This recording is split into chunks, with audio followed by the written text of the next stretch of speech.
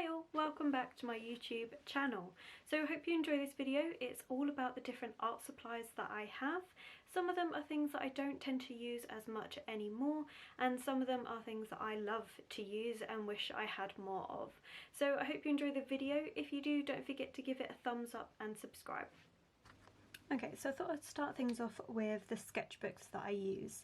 So I always like to have an A5 sketchbook. Currently this is an Articus, so it's got a reused canvas front and then paper on, obviously on the inside. It's slightly textured paper, A5 size. I genuinely like having these. This one's being used for my current portrait challenge, but I always find having an A5 is great for if you're traveling or anything like that. I do actually want to pick up another one, but this one was from Thailand, so that's not the easiest thing to do.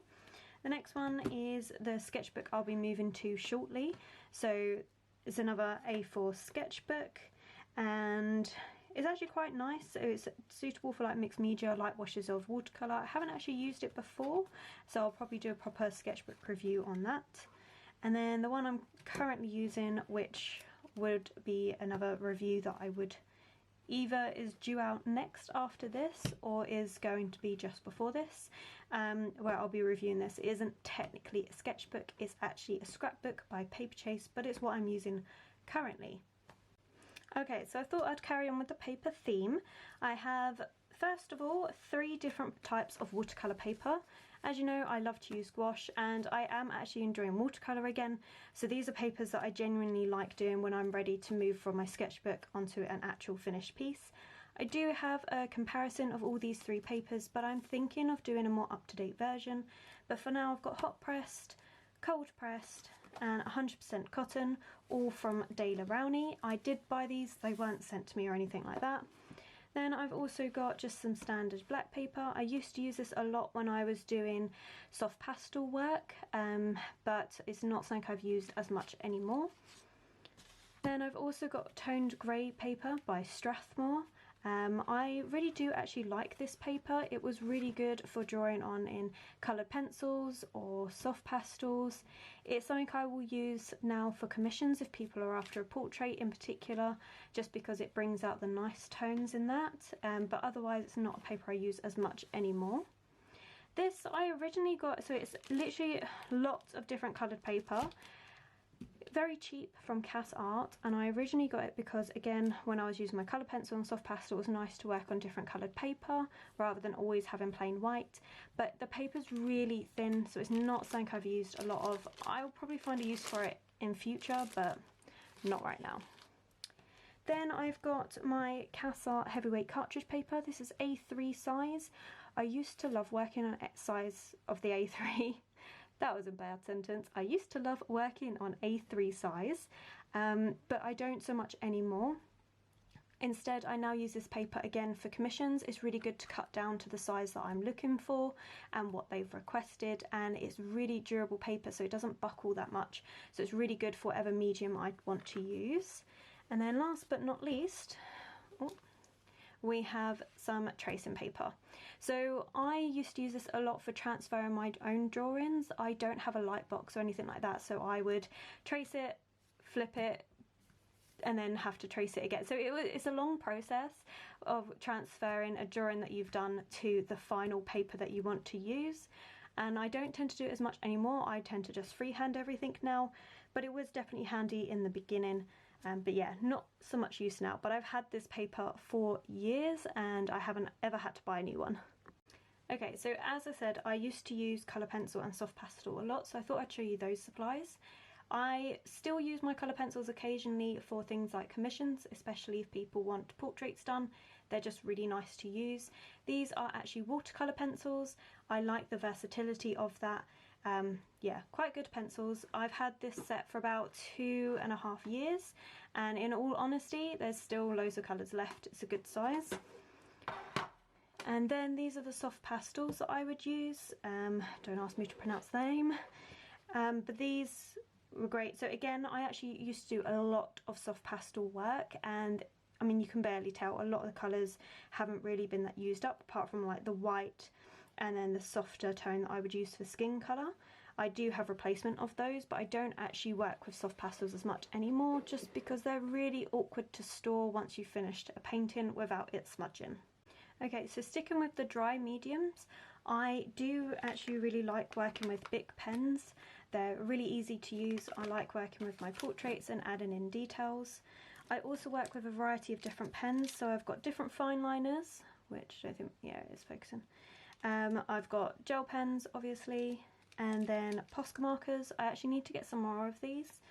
And then just a couple of black fine liners, different brands. But I actually have a whole pencil case full of it. I really like working with these for my portraits and adding in details to my gouache and watercolour pieces. It just really helps. I do also have these fine liners. These are, I believe, Micron pens. Yeah, so they're Derwent graphic pens, but my only issue with these is that they tend to dry out really quickly. I was originally using them with different mediums like with pencils and things like that. Didn't really work that well. Yeah, I like them because they're so thin, but they dry out really quickly. Then I've got my stencil, which you would have seen in a lot of videos. I really like this stencil. It's really handy for filling up blank space in a sketchbook. And then I've got washi tape and also masking tape, just to help mask off areas that I don't want to be getting paint onto.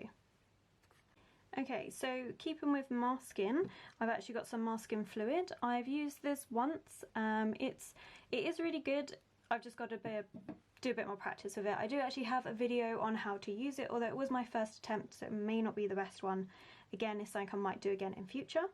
Then I've got a bunch of different acrylics. So I have some neon acrylics that I got just because I saw it was on offer, but I haven't actually used yet. And then I've got different brands of acrylics. So I have Hobbycraft own, CuriousRosesArt, Reeves, and also W.H. Smith's. As you can see, it's all really cheap art supplies for my acrylic. Acrylic's one of those things that I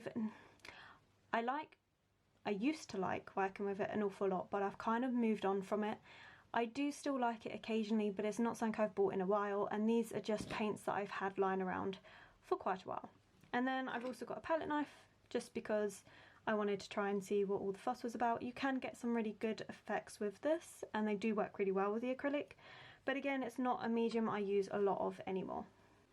To go along with the acrylic paint, I have some Gesso primer. I've had this pot for years. It's absolutely massive. And I've also got an iridescent medium and a matte varnish. Again, I've had them for a while. I've got stacks of it left. Maybe I'll practice with acrylic more and get back into it, but yeah, currently at the moment it's just not for me. Okay, and to go with all that acrylic paint, I have different canvases. I've got canvas board, which is something I used to use a lot. Really enjoyed working with canvas board because it was a lot easier than having to work on an actual canvas where there was no support behind it. But saying that, I did actually move on to some shaped canvases. I've got hexagonal and a circular. I also got a heart-shaped one that I actually did do a piece on, but again, I don't really work with acrylic. I was really inspired by Zeke's Lunchbox, who works in acrylic, and all of her pieces look really great, but I don't know, I just find acrylic just isn't really a medium for me.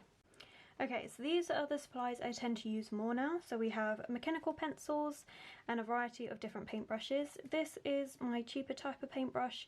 This is what I tend to use for my sketchbook, and then I've got my more expensive polar paintbrushes that I particularly like, especially when I'm working on more of a final piece, and pipettes, because they are really helpful. Then I've got different palettes. So I've got just a standard one where I can mix different things from my poster paint to watercolors to whatever. And then I've got my two different palettes for gouache. So I've got my Reeves gouache palette, and then my Winsor & Newton palette, which is a bit more awkward to open. But yeah, so those are the two different palettes that I have at the moment. I do want to get some more, but it's something that isn't essential right now. Okay, so get into our watercolours. Watercolour is honestly a medium that I genuinely enjoy. It's something I only ever used to use to show off like the colours that I was going to then use before putting the acrylic on, so for like my colour studies. But I've genuinely found that I enjoy working with watercolour a lot more, so it's something I want to get more of. But for now I have this little palette from CuriousRosesArt, and I liked it honestly because it's stackable, so it's easy for me to put away, especially when you don't have a lot of space. So that's quite good. It is just student, well, not even really student grade. It's quite low end quality. It does really thin transparent washes, but it's not the worst. And then we have this little Winsor & Newton travel palette. It's one that I do like. My only thing that I don't like with this palette is, honestly, most of the time these little pans of paint will get stuck to the top here. The good thing that I like about it is that these pans I can change, and I could change them for different colours. It's a bit of a mess because I didn't clean it up like I should have, but it is handy. It's good for travelling, and you've got a little watercolour brush to go with it, so it's handy. But I do want to get some more different types of watercolour, just because it's a medium that I want to experiment a bit more, and I'd like a bit more variety in what there is and the colours. Okay, so now into the gouache. So I've got my student grade Reeves gouache, which was the first set I ever got, and I genuinely like it. It is more like a watercolour consistency than anything else. They're very transparent, but they're really good for working in my sketchbook. And then my favourite gouache is Winsor & Newton.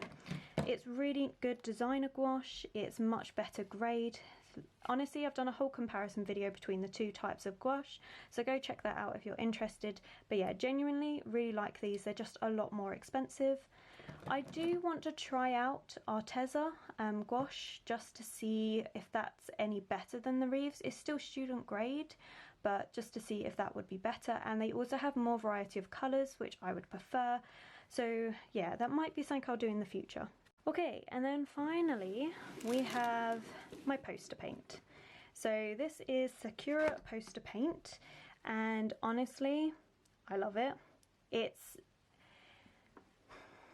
similar to acrylic, but it's nowhere near as glossy, so it doesn't stick in a sketchbook. So if you're trying to close a sketchbook and you've got acrylic paint on both sides, the pages will stick together.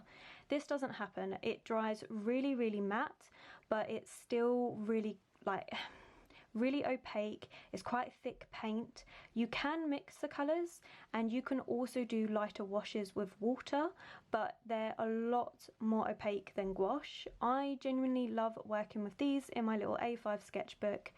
Yeah, they're really good. They're normally quite expensive, but I got all of this from Thailand, and it was like £1 a pot, and normally for a set of 12 you're paying £35, so I thought I did really well there. But yeah, so that's that on my poster paint. Massive collection, lots of different colours. Genuinely, the gold and silver in this is amazing, and I prefer using the gold, especially the gold, compared to anything else. So I've tried gold acrylic paint, I've tried gold Posca markers, I have tried doing gold quite a lot. I haven't done gold leaf just because that's a bit more expensive, but this is so good. Like, it's genuinely the only gold paint I will use now, and it just works perfectly, and it's got just the right amount of shimmer that I want. Yeah, honestly, if you can get some, I would highly recommend these. Okay, that's it. It's the end of the video. Thank you for getting this far. Now, I don't have any affiliate links to any of the products, but the main stores where I got them from are CuriousRosesArt, which is a larger art supply chain in England, and also a couple of products from W.H. Smith, although those are products I don't tend to use as much. That's just a standard stationery store. And more recently I've been getting some stuff from when I went to Thailand, just because they have a really good art store in Thailand and very good prices, so I tend to get quite a bit out there now. But that's about it. If you are interested in any of the products in particular, leave me a comment below and I will answer it. Otherwise, have a nice time, and I will see you in the next video.